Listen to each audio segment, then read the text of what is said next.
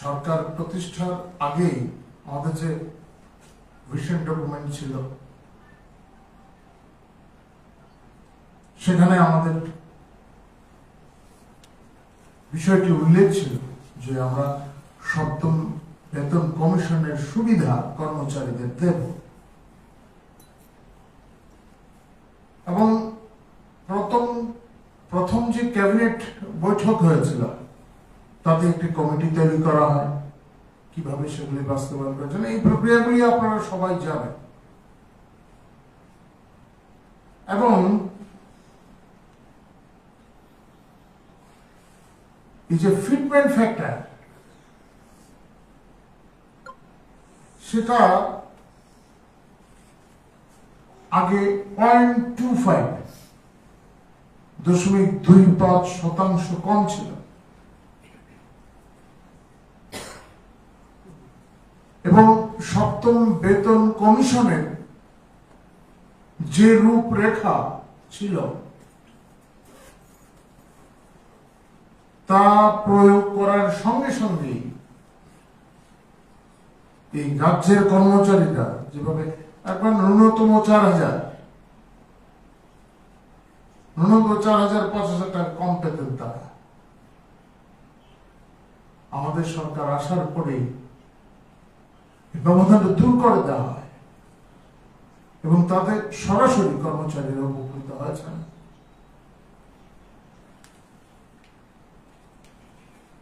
Vision document আপনাদের কাছে আছে কোথাও এরকম ভাবে বলা হয়নি যে সপ্তম বেতন কমিশন যা ছিল তাই প্রয়োগ করা হবে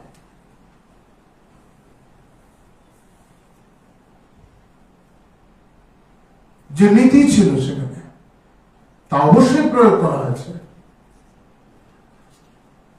আর এটা সম্ভব ছিল না পুরোপুরি একটা অবিকল ভাবে সেটা প্রয়োগ করা আমরা যা প্রতিশ্রুতি দিয়েছি আমরা যা আমাদের যে প্রস্তাব ছিল আমাদের যে প্রতিশ্রুতি ছিল সেটা অক্ষরে অক্ষরে পূর্ণ করা হয়েছে অনেকে বলছেন মহার্ঘ ভাতার কথা যেভাবে এই দীর্ঘ সময় ধরে যেইভাবে ফারাকটা তৈরি করা হয়েছে কেন্দ্রীয় সরকারের সঙ্গে একদিনে তা মিটিয়ে দেওয়া সম্ভব না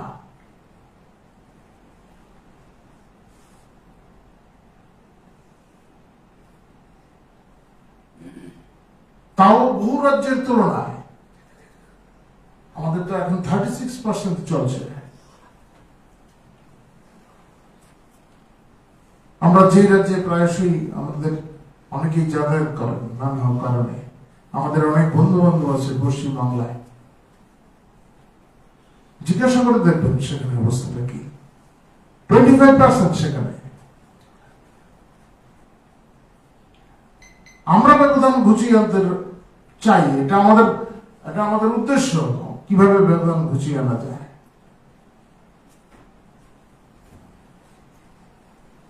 এটা ঠিক যে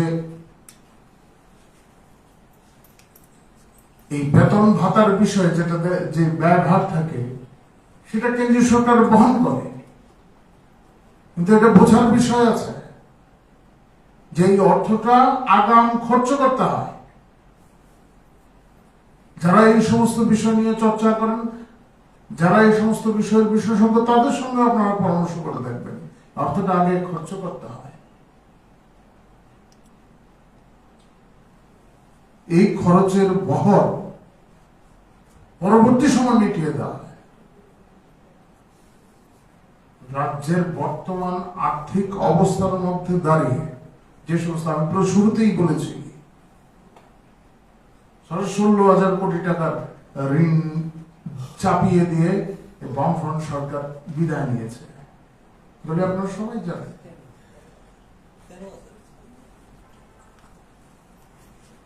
তো এই যে অবস্থা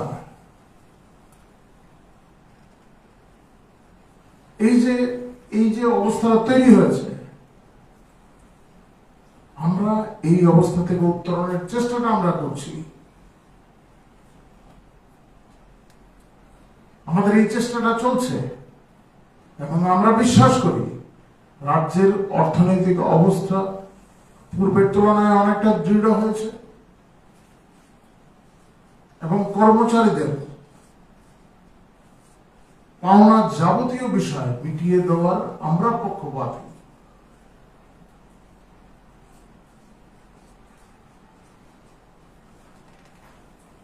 অষ্টম বেতন কমিশনের রিপোর্ট আসতে চলছে।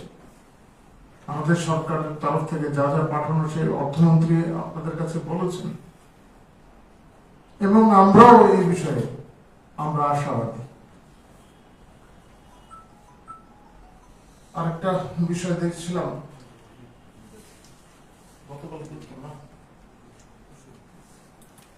সম্প্রতি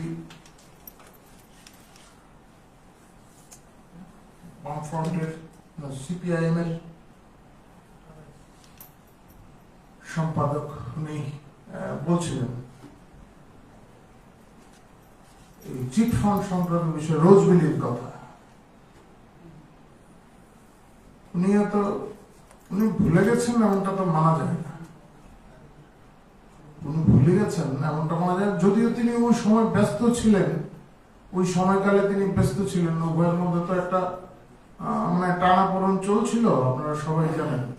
হ্যাঁ, তখন এই যে টানাপোড়েন নিয়ে বিভিন্ন খবরের কাগজে আপনারা খবর প্রকাশ করেছেন কিভাবে, এবং এর প্রতিফলন পরবর্তী পর্যায়ে দেখা গেছে মন্ত্রিসভা থেকে সরিয়ে দেওয়াটা ইত্যাদি বিষয় আপনারা সবাই জানেন, সে বিষয়ে যাচ্ছি না। তবে ভুলে যাবেন একেবারে বিষয়টা এরকম কিন্তু না। তৎকালীন সময়ের মুখ্যমন্ত্রী রোজভ্যালি পার্কে গিয়েছিলেন এবং সবাইকে ইনভেস্ট করার কথা বলেছিলেন এবং বলেছিলেন যে তাদের যে টার্নওভার 750 কোটি টাকা তাদের টার্নওভার, এগুলোতে এই ভিডিওগুলি তো আপনাদের কাছে আছে, ছবি তো আছে। তাদের পক্ষে যে সওয়াল করছিলেন, মুখ্যমন্ত্রী যদি এই কথাগুলি বলতে পারেন তো স্বাভাবিকভাবে মানুষ বিশ্বাস করবে। মানুষ বিশ্বাস করেছে, এবার দায় নিতে পারবেন না। কি উদ্দেশ্যে বলেছিলেন? সে সময় রাজ্য মন্ত্রিসভার সদস্য, বিধানসভায় নিয়ে চর্চা হয়েছে, বিধানসভার বাইরেও কথা হয়েছে, একজন মহিলা সদস্য, আমি আর নাম নিচ্ছি না, নাকি ইদানিং কালার দেখা যায় না, পার্টিতে আছেন কিনা জানি না, তিনি তো প্রকাশ্যেই বলতেন তিনি এজেন্ট ছিলেন। তিনি তো এজেন্ট ছিলেন, তিনি নিজেই বলেছেন। এখন মানুষের টাকা ফেরত দেওয়া, মানুষের যে অর্থ তারা এইখানে লগ্নি করেছেন, জমা রেখেছেন,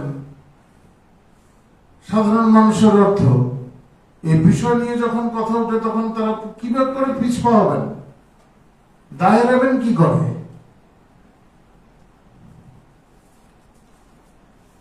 তিনি এই সমস্ত বিষয় ভুলে গেছেন এমনটা কিন্তু না। তিনি হয়তো চাইছেন নতুন করে আবার এই বিষয়ে একটু চর্চা হোক।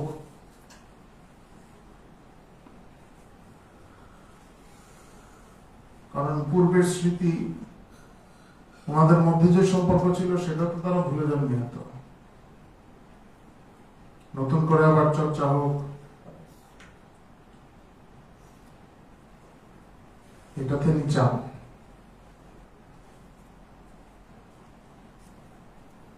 যাই হোক, এটা নতুন করে আমাদের তরফ থেকে আর বোঝাতে হবে না। এই রাজ্যের মানুষ জানে, তাদের দেখে এই রাজ্যের সাধারণ মানুষ এই রোজভ্যালিতে টাকা জমা রেখেছিলেন।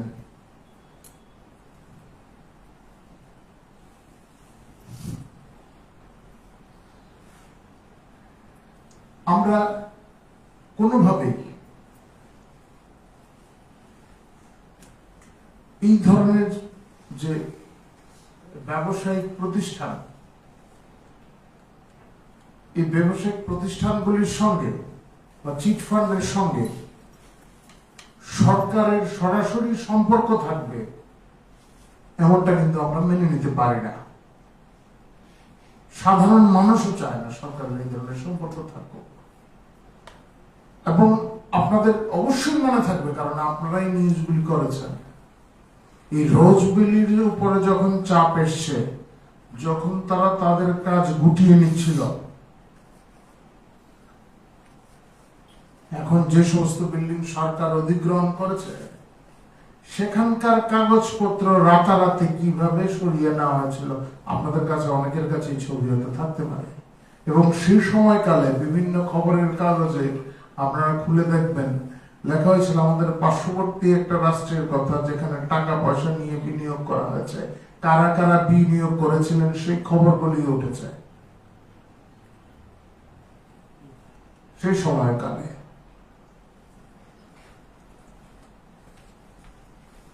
তখন আপনারা খণ্ডন করতে পারেননি বিষয়গুলি,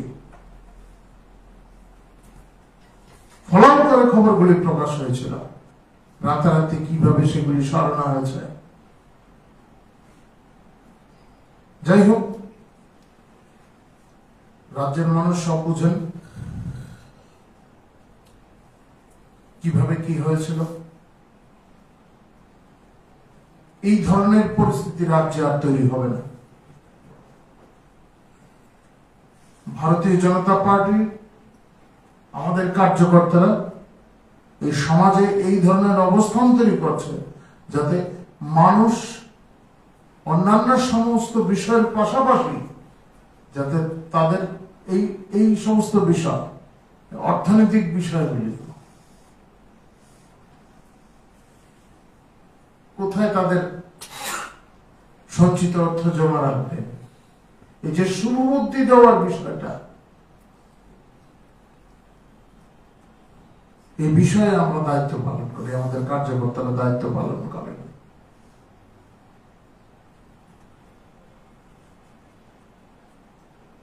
আশ্চর্য বিষয়, একজন মুখ্যমন্ত্রী চিট ফান্ডে জমা রাখার জন্য বলছেন, অবাক করার বিষয় না?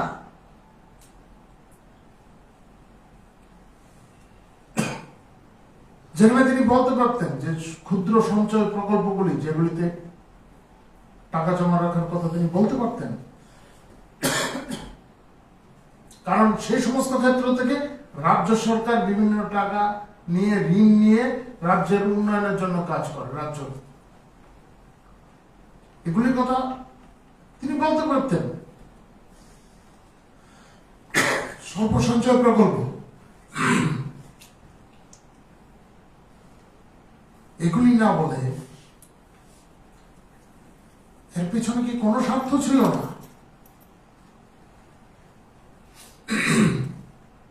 তারা জানেন কারা কারা লাভবান ছিলেন, কারা বেনিফিশিয়ারি ছিলেন, সুবিধাভোগী কারা ছিলেন, তারা জানেন।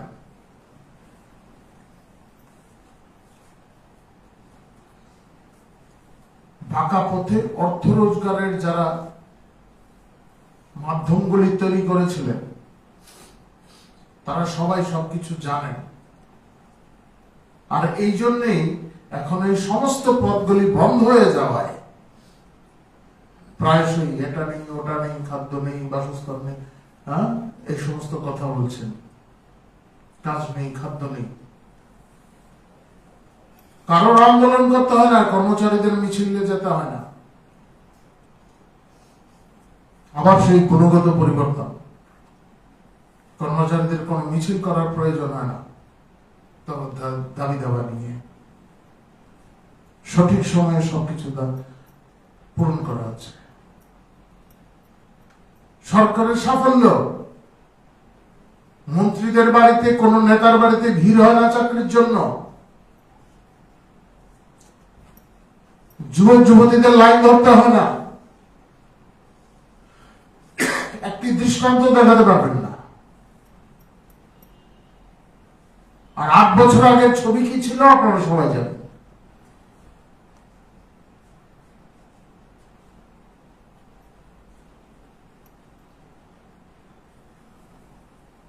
এখন চাকরির জন্য লাইন ধরতে হয় না, মিছিলে হতে হয় না, কর্মচারীদের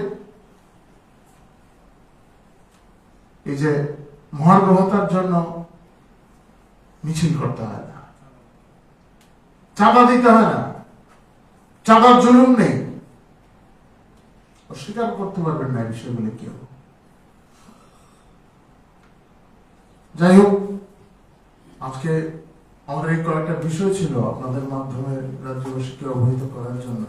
আপনাদের যদি কোনো বিষয় জিজ্ঞাসা থাকে আপনারা করতে পারেন। সবাইকে ধন্যবাদ। তুমি তাড়াতাড়ি শেষ করে দিচ্ছ, রেডি তো লাগবে না, রেডিও বিষয় হচ্ছে যে আসামে আপনাদের সরকার, দিল্লিতে কেন্দ্রে আপনাদের সরকার, সুতরাং ডাবল ইঞ্জিনের সরকার বলতে পারে। আসামে যদি 58% দিয়ে দেওয়া হয় তাহলে কেন আপনি ওয়েস্ট বেঙ্গল দেখাচ্ছেন, ত্রিপুরা কেন আসামে? না, আমরা বলছি তো আমাদের সরকার যেখানে যেখানে আছে অনেকেই আমাদের চাইতে বেশি আছে। আমি তো প্রথমেই বললাম যে সমস্যাটা কোন জায়গায়। প্রথম আমাদের রাজ্য থেকে দিতে হবে, রাজ্য সরকারকে। 8 বছরে এই ধরনের গ্যাপটা যে পরিস্থিতি তৈরি হয়েছে সেটা 8 বছরে শেষ করা সম্ভব না। সেই চেষ্টাটা আমরা চলছে, এর জন্য কোনো লক্ষ্যমাত্রা ধার্য করা নেই, কিন্তু আমাদের নীতিগত অবস্থান রয়েছে। আমাদের নীতিগত অবস্থান সেটা হচ্ছে কেন্দ্রীয় সরকারের কর্মচারীরা যেই হারে পান সেই হারে আমাদের দেওয়া, এবং সেই লক্ষ্যে আমাদের কাজটা চলছে। আপনারা দেখছেন কিভাবে রাজ্য সরকার তার নিজস্ব আয় বৃদ্ধির চেষ্টা করছে, এবং আমরা বিশ্বাস করি যে 8ম বেতন কমিশনের তরফ থেকে আমরা সেই ধরনের কিছু আমরা সুফল পাব, এবং তারপর অবশ্যই আমাদের এই রাজ্যের কর্মচারীদের আশা অনেকাংশেই পূর্ণ হবে। রোজমেরি নিয়ে আপনারা বারবার সিপিএম এর দিকে অভিযোগটা তুলেন, এবং আপনাদের ভিশন ডকুমেন্টেও ছিল যে রোজমেরি কাণ্ডে যারা দোষী তাদের শাস্তির আওতায় আনা হবে। তো 8 বছরে কিন্তু এখনো সিপিআইএম এর কারোকে সেভাবে পুলিশের তদন্তের আওতায় আসতে দেখা যায় না। এটা পুলিশের নয়, এটা আপনারা সবাই জানেন জাতীয় স্তরে এই কাজগুলি চলছে। জাতীয় স্তরে কাজগুলি চলছে, এবং সেই যে তদন্তের প্রক্রিয়া এই রাজ্যের বাইরে এমনটা না, রাজ্যের বিষয়গুলি আছে। সেই প্রক্রিয়া দ্বারা তদন্তকারী সংস্থাগুলি যেভাবে কাজ করছে তারা এই কাজে আমরা কোনোভাবেই না সরকার না পার্টি এই সমস্ত কাজে তাদের তদন্তকারী সংস্থা তাদের কাজ এবং আদালতের কাজে কোনোভাবেই হস্তক্ষেপ করবে না। কিন্তু এটা স্পষ্ট কারা এই বুস্ট আপ করার চেষ্টা করেছেন, তাদের শক্তিশালী করার চেষ্টা করেছেন, কারা বিনোদে। আর এরপরে আর কি থাকতে পারে, যেখানে মুখ্যমন্ত্রী গিয়ে কথা বলেছেন, এর পক্ষে সওয়াল করেছেন, যে রাজ্যের মন্ত্রী সে সময় মন্ত্রী নিজেই বলছেন উনি এজেন্ট ছিলেন। আমার প্রশ্ন হচ্ছে তদন্তের এই স্থগিতে কি আপনারা দ্রুত, আমরা তো চাই দ্রুত তদন্ত কার্য সম্পন্ন, জনগণের শুধু এই রোজগুলি নয় আরো অনেকগুলি আছে, এবং যারা যারা ক্ষতিগ্রস্ত হয়েছেন তাদের উপযুক্ত ব্যবস্থা দিয়ে করা, এবং যারা এত দোষী তাদের বিরুদ্ধে উপযুক্ত ব্যবস্থা নেওয়া। आउट ऑफ द जो 10 अपने विजन डॉक्यूमेंट में जो दिए थे आप लोगों ने 10 एक्शन प्लान, उसमें how do you rate yourself? आपके पार्टी को आप कैसे रेट करते हैं? क्योंकि अगर देखें तो शायद आपके हाथ में है नहीं वो, आई कैन गिव यू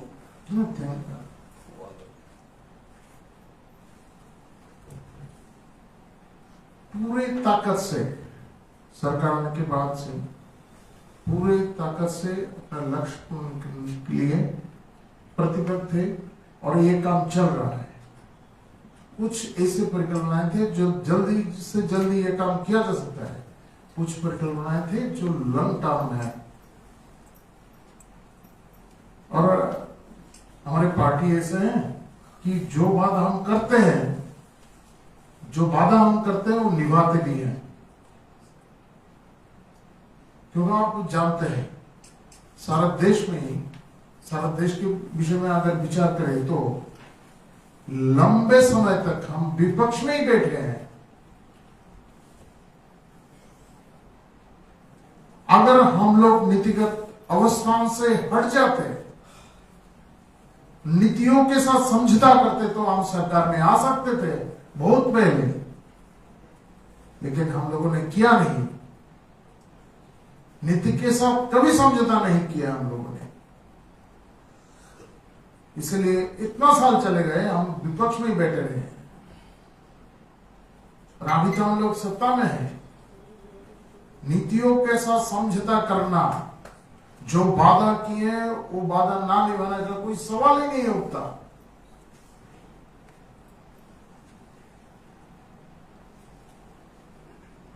जो दूरगामी परिकल्पनाएं हैं वो भी हम निभाएंगे, और इस लक्ष्य में हम कार्यरत हैं।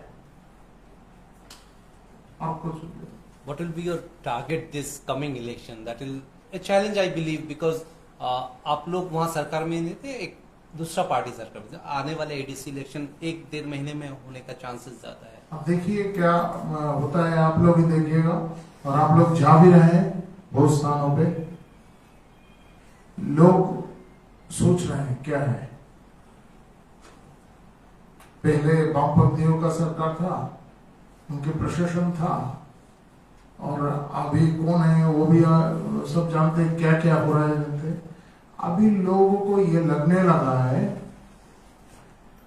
कि भारतीय जनता पार्टी का प्रशासन वहां भी होना चाहिए, क्योंकि भारतीय जनता पार्टी के कार्यकर्ता सिर्फ आपके लिए नहीं काम करता, अपने लिए काम नहीं करता, वो पूरे समाज के लिए काम करता है, सिर्फ अपने लिए नहीं सोचता। उनको लगने लगा है विकट परिस्थितियां हैं, अपने सामने भी बहुत हर्डल्स है, फिर भी लोग चाहते हैं कि भारतीय जनता पार्टी के कार्यकर्ता वहां आए, काम करें, सांगठनिक शक्ति बढ़ाए, और आप लोग देख भी रहे हैं किस तरह से लोग हमारे साथ जुड़ते जा रहे हैं, सफलता आ रहे हैं, और इलेक्शन में उसका परिणाम आपके सामने आएगा। और हमारे एडीसी में सुशासित जिला परिषद, उसमें भारतीय जनता पार्टी का प्रशासन ही रहेगा। अभी तो वो अलायंस पार्टनर है असेंबली में, पर बीइंग ए अलायंस पार्टनर उनके अगेंस्ट में भी काम करना या बात करना, do you think that is also an hurdle for you? नहीं, हम ये अलग पार्टी है, उनका मतादर्श कुछ है कि नहीं पता नहीं मुझे, शायद आपको भी पता नहीं होगा। हमारे सामने कुछ मतादर्श है, वो किसी कारणवश हमारे साथ आए हैं, हम लोगों ने भी उनको एक्सेप्ट किया, क्योंकि त्रिपुरा का एक माने डेवलपमेंट की तरह हम चल रहे हैं, जो जो जुड़ते जाएंगे अच्छा ही है। और भारतीय जनता पार्टी के साथ कुछ कोई भी जुड़ सकता है, ये गंगा है, बहती है गंगा, डुबकी कोई भी लगा सकते हैं, पिन्ने सब ले सकते हैं। धन्यवाद सबाइके। नमस्कार। সামনে থাকে কাপড় হাত লাগালে কি হয়?